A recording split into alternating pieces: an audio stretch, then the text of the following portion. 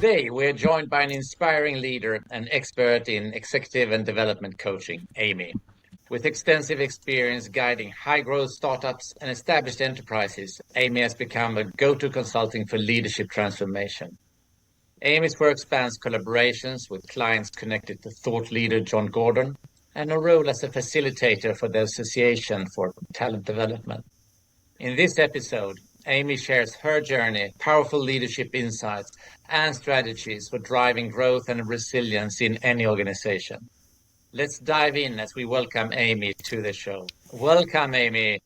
Thank you, Peter. Thank you. Glad to be here. It's great having you.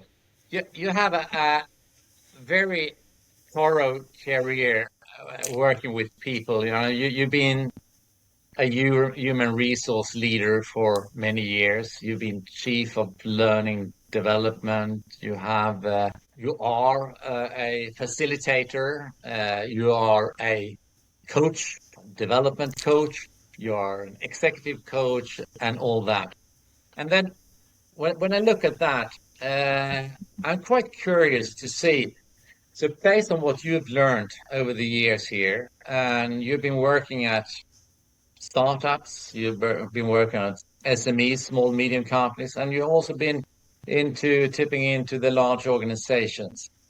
If we look at from a learning and development perspective, and that includes coaching here, do you see any differences between these three categories? And of course, you have to generalize a little bit, but what is your thinking about that, the need for the L&D and the coaching moving forward? Yes, and you're right. There's a little bit of generalization that goes into this for the conversation about that topic. There's definitely big differences, in my opinion, and it aligns a little bit with the difference between being a consultant and being a facilitator for ATD. And here's what I mean by that. When I'm inside a business, I am hyper aware of the pressures of the time and environmental factors that are unique to that business. And when you're a facilitator and you're teaching and enabling, you are sticking to the letter of the best practice to establish that methodology or what you're working on.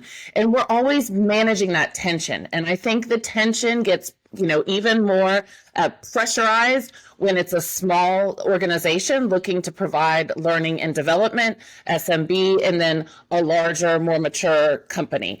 And so I see learning happening more on the job in small business startups and people aware of the way that works. And I see the expectations in larger, more mature organizations to have a very mature and deep and wide approach to learning and development. And your mindset is completely different about learning in all three of those environments. And the organizations operate in alignment with that difference in mindset. Yeah. So is there anywhere, a smaller company that could be from a few employees up to maybe 50, and we know there are organizational tipping points around 50. There's another one coming up maybe around 150, 200 employees and so on.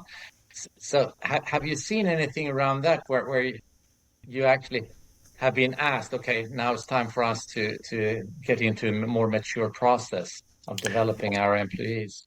Yes, and what I've seen, and I love to, not everyone agrees with this, as that's the fun of opinions and experiences. It's the CEO whose opinion about the benefit of learning inside the organization's success that really drives the timing of that maturation. And I'm a partner with CEOs who place a heavy value on the role of learning and development in relation to the business objectives and the organizational objectives at hand. That's the chief learning officer, to me, is the role of the future. And we deal with the acceleration of change. It's part of history. It continues to be part of our current and future. And the role of learning is a piece of that. The CEOs I work with tend to have a similar perspective about the role of learning and development, both in the employee value proposition as well as the overall objectives, achievement and attainment. So these learning commitments are being made early in the growth of the organization before even the 100-person mark, so that they can scale and they can, be a part of the culture from the very beginning. And that reminds me, since we spoke about last time, you are quite heavily involved in change management Mhm. in organization, and you also mentioned that training and learning could be one of the core components which we refer to here, but not doesn't have to be on the top one as such. Um, is there a risk when you see you get in there that it's a one-time project, especially when it comes to, development programs, for example, leaders? I've seen that previously. It's been a little bit, one shot, and then it goes 2, 3 years. It comes up in oh, it's time to do something again. Well, then maybe even more for the company, because Oh, that many times, at least what I've seen in the older days, it was very much a one-time event, and that sure. event could happen over a few months, but then it was closed down. Not with me. We do not look at things that way. That is, you're building the talent to support the ongoing importance of that priority as a part of the engagements.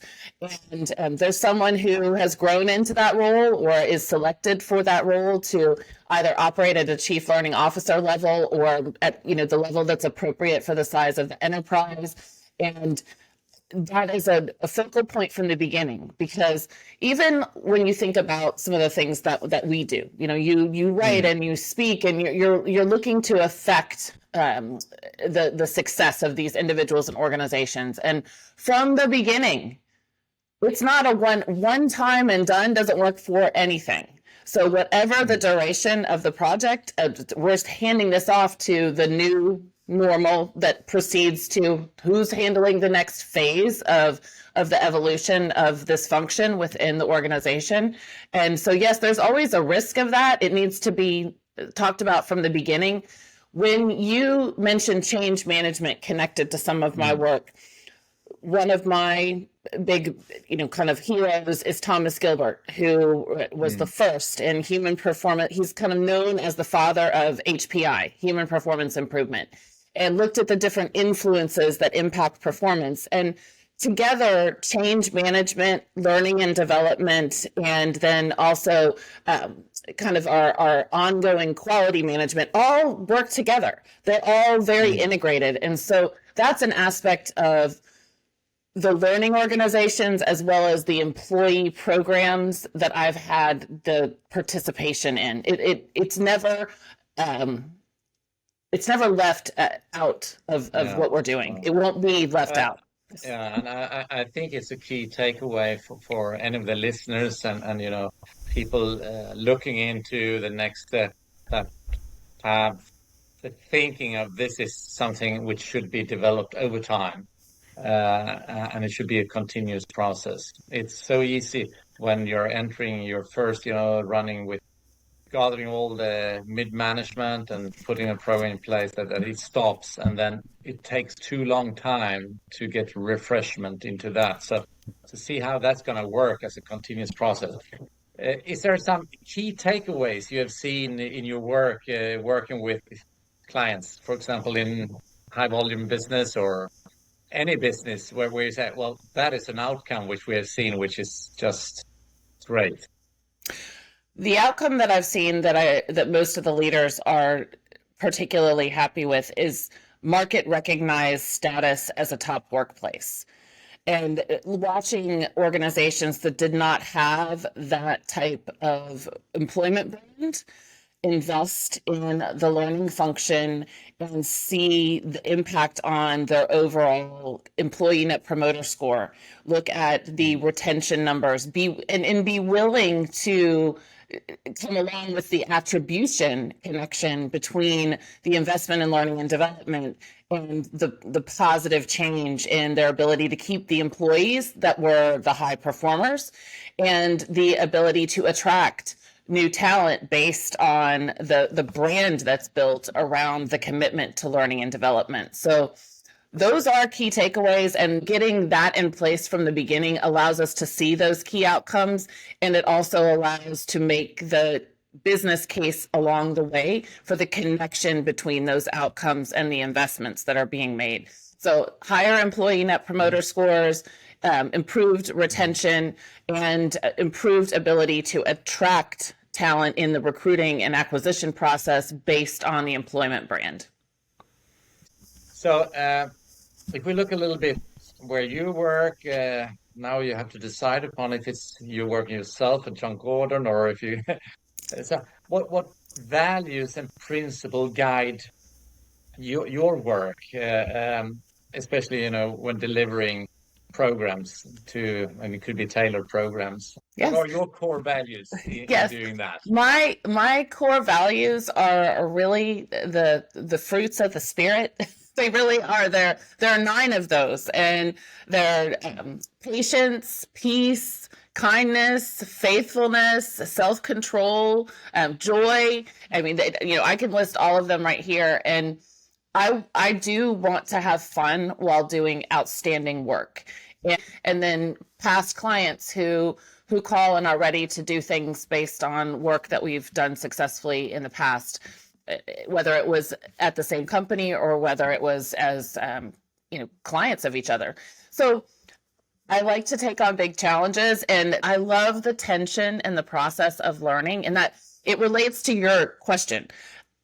I pick the clients based on the opportunities to make an impact, and that is, that's really how I select my projects. And the thing is, the customer will feel it too. So when you do this, you mentioned to me before we started that you work with the companies in the Middle East and I presume also in Europe. How is it with the remote versus being on site? Because I presume you're not going on the jet every time to Dubai, aren't you? Even though it could be lovely. I'm still learning about that, honestly, because I have, and what I mean by that is I still think there are things I'm not aware of that impact those type of working relationships. It's so challenging to honor different time zones, honor what's important to people, and we don't know enough about each other yet to decide what type of additional programming we want. And that translates to, yes, it's challenging to work in different time zones. It does, because I recently had a client say we had a real kind of a tension between some teams in the different geographic locations, and it was to the level of seriousness. It was impacting the client, and it was impacting obviously the employees too. The company decided to invest in flying a sizable team of 12 people to spend a significant amount of time. I think 2 weeks is a significant amount of time in another area of the world. It was transformational in the way that they worked together because they understood each other so much better. So it does impact the work, and it comes up, and there are different ways to work around those challenges. There's nothing like being together to see people's environments and to better understand what their challenges, needs, priorities are. And so there have to be different elements brought into the project management in order to create that communication and connection, even if you don't have the luxury of a big 2-week trip to another part of the globe. So do you run any full virtual projects, which, I mean, from start to end, where you actually have clients which are further away and you actually start meeting up as you and I do right now, half over the world, and then you drive the programs through there and without meeting them? Yes, that's the majority of the time. That would probably be 80% of the time. And what that requires is consistency and communication, and then, which is not something that's unique to working in different geographies, and really being committed to listening and not allowing yourself to have the time that is spent be just about the work. And through some of the other questions and the things that we've talked about and the preparatory kind of process that we've been through, that's a big piece of what I've seen in the change of the nature of learning and of work, is the willingness to discuss the whole human being and Yeah, that's how a good that point. impacts the success of projects. One of the things that comes up at the beginning of every project of any kind that I do with clients, whether it's individual coaching or, a human performance improvement project, change management, is work is personal. If we can be very professional and successful and still be personal, and my opinion is that we do better work when we are personal. And so there are things built into my projects about getting to know each other. And I find a lot of times that can be the most challenging for people who are hard driving business leaders. They feel that that is frivolous or superfluous to what the objective at hand. However, team dynamics tell us that to work together well, we need to trust each other. Trust does not come from sticking to just an agenda about the objectives. We need to understand the whole person that's involved in the project and the teams. And so you can do that, as you know, all over the world without ever having met. It's been really interesting to me at the end of a project, or say I get to be in proximity to someone who's in another part of the world and say, oh my gosh, I'm in London, I want to meet you. We've been working together for 4 years. We've never met each other. And it's like meeting a family member. But yes, you can succeed, as we know, without having ever been face to face. Exactly. I think it has to do with yourself also being open and willing to share, not only on the professional side, but also on your personal side. I will get a little bit to that in a moment. But that starts to build that trust, which is so essential for the success of the project. I'm going to have one more question on the leadership side, and looking at today's leaders moving into tomorrow. Uh, what are the essential leadership qualities you see are important moving forward? And it really doesn't matter if we're talking about a team leader or a project leader or an operational leader or the CEO or the CFO. So, how do you see that today? I look first at the willingness to be an example of what you expect of others. And I believe that that is going to continue. It's been something that I've seen has helped leadership in the past, and I believe that will continue to be the case. Just use the example we just discussed. If a leader expects their teams to flex and be pursuing successful relationships in multi time zones, they need to be able to do the same and demonstrate that. If we expect our teams to be voraciously consuming new ways to do business, we need to be able to demonstrate that we are also looking at those new things and how to have those conversations. It's continuing to be an example and being committed to that example. The CEOs that I've seen be successful say something and their say-do ratio is high. What they say is what they do, because we just talked about trust and integrity. The number one thing people ask when I'm working individually or in groups, what they say, what is something you want from your leader? We want someone who tells the truth. Okay, well, how often do we all tell the truth? Well, people will say, sometimes I don't tell the truth because I'm trying to protect, someone's feelings, or I'm trying to protect, the harmony, the perceived harmony that's inside a team. Well, if we want the truth from people, we have to build relationships where there's fertile ground to tell it, so that you can actually build a stronger bond. And so leaders have to be examples of the different things that they want to see in their team. And I know that isn't revolutionary. It's not easy. It's in the more technology comes into play, you say, if you want your team to understand the impact of AI on our business, well, you may not have to be the market intelligence lead for your organization on that. You're going to need to be involved in the conversation to really engender that followership and to set the tone for where the organization wants to go. So it's that's